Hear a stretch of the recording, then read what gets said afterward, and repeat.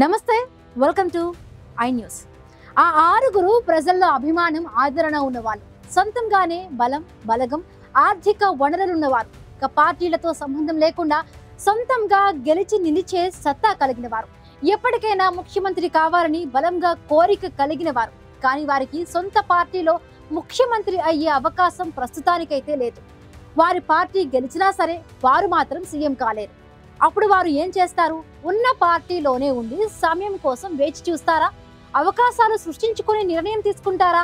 ఇక పార్టీకి ఇద్దరు చొప్పున మొత్తం 6 నాయకులు వ్యవహార శైలే తెలంగాణ భవిష్యత్తు రాజకీయాలను నిర్దేశించబోతున్నాయి. ఈ 6 ఇప్పుడు తెలంగాణ పొలిటిక్స్ గేమ్స్ చేంజర్లా కనిపిస్తున్నారు.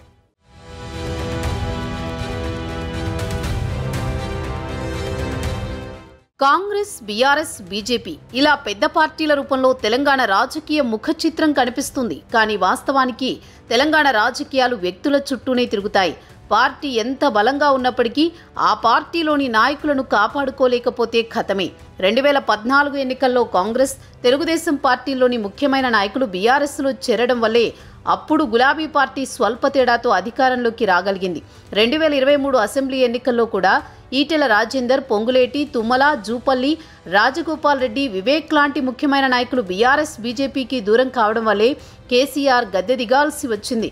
కాంగ్రెస్ అధికారంలోకి రాగలిగిందంటే అది కొందరు నాయకుల నిర్ణయం ఫలితంగానే. అంటే కొద్దిమంది నాయకులు పార్టీ మారితేనే అధికారం చేతులు మారే పరిస్థితిలో తెలంగాణ రాజకీయం ఉంటుంది. వచ్చే అసెంబ్లీ ఎన్నికల్లో తెలంగాణలో ఏ పార్టీ గెలుస్తుంది అనే ప్రశ్నకు ఆయా పార్టీల్లోని నాయకుల వ్యవహార శైలి, వారి ఎత్తుగడలను బట్టే ఫలితం ఉంటుందనే సమాధానం వస్తోంది.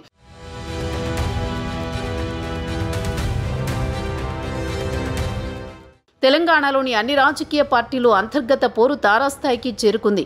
వచ్చే ఎన్నికల్లో ప్రత్యర్థిని చిత్తు చేసి అధికారంలోకి రావాలని తహతహలాడుతున్న 3 ప్రధాన పార్టీలు ముందు సొంతింటిని సరిచేసుకోవాల్సిన పరిస్థితి ఏర్పడింది. పార్టీకి ఇద్దరు చొప్పున ప్రధానంగా 6 నాయకులు భవిష్యత్తులో తీసుకునే నిర్ణయం ఏ పార్టీకి మెరుగైన అవకాశాలున్నాయనే విషయాన్ని డిసైడ్ చేయబోతున్నాయి. అధికార కాంగ్రెస్ పార్టీకి ఖమ్మం, నల్గొండ జిల్లాలు అత్యంత కీలకం. ఈ 2 జిల్లాల్లో ముఖ్యమైన నాయకులు మంత్రి పొంగులేటి శ్రీనివాసరెడ్డి, ఎమ్మెల్యే రాజగోపాల్ రెడ్డి. అంగబలం, అర్ధబలం, జనబలం కలిగిన పొంగులేటి శ్రీనివాసరెడ్డి ఖమ్మం జిల్లాలో బలమైన నాయకుడు. తాను గెలవడంతో పాటు మరికొందరు ఎమ్మెల్యేలను గెలిపించుకోగల సత్తా కలిగిన నాయకుడు. పొంగులేటి శ్రీనివాసరెడ్డికి ఎప్పటికైనా ముఖ్యమంత్రి కావాలనే కల ఉందని చెబుతారు. ప్రస్తుతానికి ముఖ్యమంత్రి రేవంత్ రెడ్డి కేబినెట్లో సంతృప్తిగానే ఉన్నారు. అయితే సీఎం కావాలనే కల నెరవేర్చుకోవాలంటే కాంగ్రెస్లో ఉంటే సాధ్యం కాదు. అయితే సీఎం కావాలనే ఆకాంక్షను పక్కన పెట్టాలి, లేదంటే ప్రత్యామ్నాయం చూసుకోవాలి. ఈ రెండింటిలో ఏ నిర్ణయం తీసుకుంటారనే దానిపై ఖమ్మం జిల్లాలో కాంగ్రెస్ పరిస్థితి ఆధారపడి ఉంటుంది.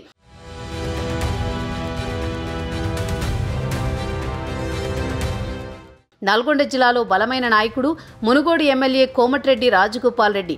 తనకో తన అన్న వెంకట్రెడ్డికో ముఖ్యమంత్రి పదవి దక్కాలని బలంగా కోరుకుంటున్నారు. అన్నకు మంత్రి పదవి వచ్చినా తనకు మాత్రం ఇంకా రాలేదు. దీంతో అసంతృప్తితో రగిలిపోతున్నారు. భువనగిరి ఎంపీగా కూడా పనిచేసిన రాజగోపాల్ రెడ్డికి తాను గెలవడంతో పాటు మరికొన్ని నియోజకవర్గాల్లో గెలుపు ఓటములను ప్రభావితం చేసే శక్తి ఉంది.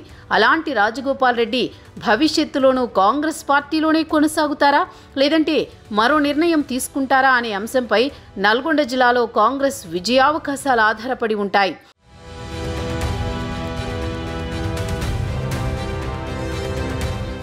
ఖమ్మం, నల్గొండ జిల్లాల్లో ఈ ఇద్దరు నాయకుల వైఖరి రాష్ట్ర కాంగ్రెస్పై పడే అవకాశాలు మెండుగా ఉన్నాయి. తెలంగాణలో ఎలాగైనా సరే ఈసారి అధికారంలోకి రావాలని బీజేపీ తహతహలాడుతోంది. అయితే దేశంలో ఏ రాష్ట్రంలో లేనన్ని వర్గాలు, విభేదాలు తెలంగాణ బీజేపీలో ఉన్నాయి. పార్టీ సీనియర్ నాయకుడు మల్కాజ్గిరి ఎంపీ ఈటెల రాజేందర్ అసంతృప్తితో రగిలిపోతున్నారు. మొదట కేంద్ర మంత్రి అవకాశం, తర్వాత రాష్ట్ర పార్టీ అధ్యక్ష పదవి వచ్చినట్లే వచ్చి చేజారింది. అసలు బీజేపీలో తనకు భవిష్యత్తు ఉంటుందా, ఉండదా అనే పరేషాన్లో ఈటెల ఉన్నారు. బీసీ నాయకుడిగా రాష్ట్రంలో అత్యధిక జనాభా కలిగిన ముదిరాజ్ సామాజిక వర్గానికి చెందిన ప్రతినిధిగా ఈటెలకు రాష్ట్ర వ్యాప్తంగా పేరుంది. ఉద్యమకారుడిగా గుర్తింపు ఉంది. వచ్చే ఎన్నికల నాటికి ఈటెల బీజేపీలోనే ఉంటే పార్టీకి లాభం, లేదంటే నష్టం. ఈటెల నిర్ణయం బీజేపీ విజయావకాశాలపై ప్రభావం చూపే అవకాశం ఉంది. రాష్ట్రంలో పార్టీ తుడిచిపెట్టుకుపోయిన సందర్భంలో కూడా గోషామహల్లో ఎమ్మెల్యేగా గెలిచిన పార్టీ పరువు కాపాడిన ప్రముఖుడు రాజా సింగ్. ఆయన ఇప్పుడు బీజేపీకి రాజీనామా చేశారు. రాజీనామాకు కట్టుబడి బీజేపీకి దూరమైతే అది బీజేపీకి చాలా నష్టం. కట్టర్ హిందుత్వవాదిగా ముద్రపడ్డ రాజా సింగ్ కాషాయ దళానికి ఓ ఐకాన్. ఆయనను దూరం చేసుకుంటే బీజేపీ హైదరాబాద్ నగరంలో భారీగా నష్టపోవాల్సి ఉంటుంది. ఈ ఇద్దరు పార్టీలోనే ఉంటే బీజేపీకి లాభం. వీరిని దూరం చేసుకుంటే మాత్రం భారీ మూల్యం చెల్లించుకునే ప్రమాదం ఉంది. గత ఎన్నికల్లో కూడా అధికారానికి దగ్గరైన ముఖ్యమైన నాయకులను కాపాడుకోలేక, అతి ముఖ్యమైన వ్యక్తులను దగ్గరకు చేర్చుకోలేక బీజేపీ నష్టపోయింది. ఈసారి ఏం జరుగుతుందో నాయకుల నిర్ణయాన్ని బట్టి తేలుతుంది.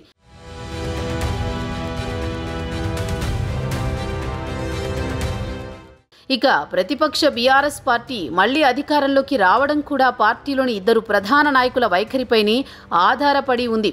బీఆర్ఎస్ పార్టీలో కేసీఆర్ తర్వాత మళ్లీ అంతటి ఆదరణ కలిగిన నాయకుడు హరీష్ రావు. ఉద్యమకారుడిగా, పార్టీ వ్యవస్థాపక సభ్యుడిగా, మాస్ లీడర్గా హరీష్ రావుకు మంచి పేరుంది. ప్రజల్లో పుష్కలమైన అభిమానంతో పాటు సానుభూతి కూడా ఉంది. కానీ పార్టీలు ఆయన తరచూ ఉక్కపోతకు గురవుతూనే ఉన్నారు. అయినప్పటికీ కట్టె కాలే వరకు తాను కేసీఆర్ వెంటే ఉంటానని చెబుతున్నారు. ఎప్పటికైనా రాష్ట్రానికి ముఖ్యమంత్రి అయ్యే అర్హతలు కలిగిన నాయకుల్లో ఒకరైన హరీష్ రావు భవిష్యత్తు ప్రణాళికలు బీఆర్ఎస్ విజయావకాశాలను ప్రభావితం చేస్తాయి. హరీష్ తాను ప్రకటించినట్లు కేసీఆర్ వెంటే ఉంటే బీఆర్ఎస్ అధికారానికి చేరువ అవుతుంది. హరీష్ ప్రత్యామ్నాయం ఆలోచిస్తే మాత్రం బీఆర్ఎస్కు గండమే.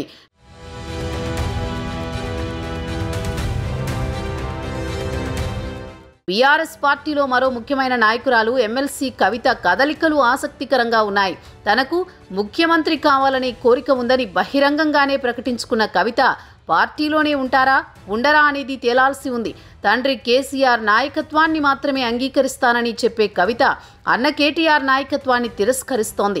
అన్నతో విభేదాల కారణంగా బీఆర్ఎస్కు దూరమయ్యే అవకాశాలు కనిపిస్తున్నాయి. కవిత బీఆర్ఎస్కు దూరమైతే ఆ పార్టీ, ఆ కుటుంబం నైతికంగా దెబ్బతినే అవకాశాలున్నాయి. మొత్తంగా ఈ 6 నాయకుల భవిష్యత్తు రాజకీయ ప్రణాళికలు తెలంగాణ రాజకీయాలను నిర్దేశించబోతున్నాయి.